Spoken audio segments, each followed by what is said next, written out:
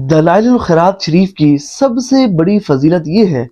کہ جتنے بھی درود پاک کے صیغے احادیث طیبہ میں آئے ہیں یہ ان تمام صیغوں کا مجموعہ ہے، یعنی کہ جتنے بھی درود پاک حضور نبی پاک علیہ الصلوۃ والسلام سے منقول ہیں، منصوص ہیں، حضور سے ثابت ہیں، وہ تمام کے تمام درود پاک حضرت علامہ محمد بن سلیمان جزولی رحمۃ اللہ تعالی علیہ نے اس کتاب میں شامل کر دی ہیں۔ گویا کہ یہ درودوں کا خزانہ ہے، اور جو دلائل الخیرات شریف پڑھتا ہے نا،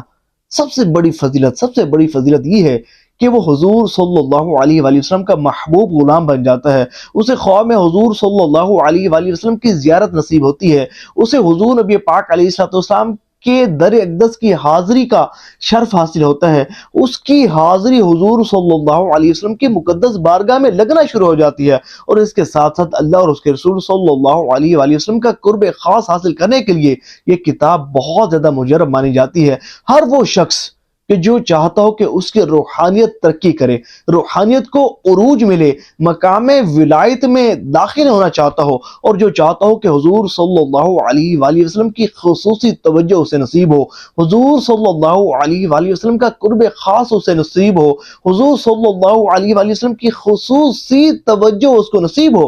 اور جو شخص چاہتا ہو کہ اپنا نامہ اعمال نیکیوں سے وزنی کرے، اور جو چاہتا ہو کہ ہر طرح کی حاجت اور مراد اس کی پوری ہو،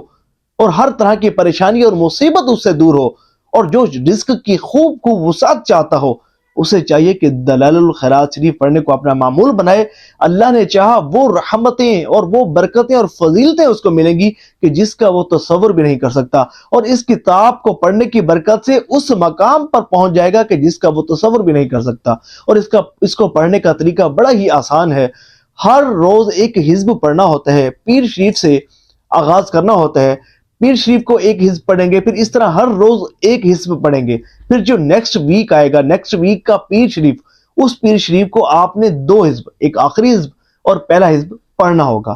اس پر میں نے ایک مکمل تفصیلاً ویڈیو بنائی ہے، اس کا لنک میں ڈسکرپشن میں دے دوں گا، سنیں گے تو بہت فائدہ ہوگا انشاءاللہ عز و جل۔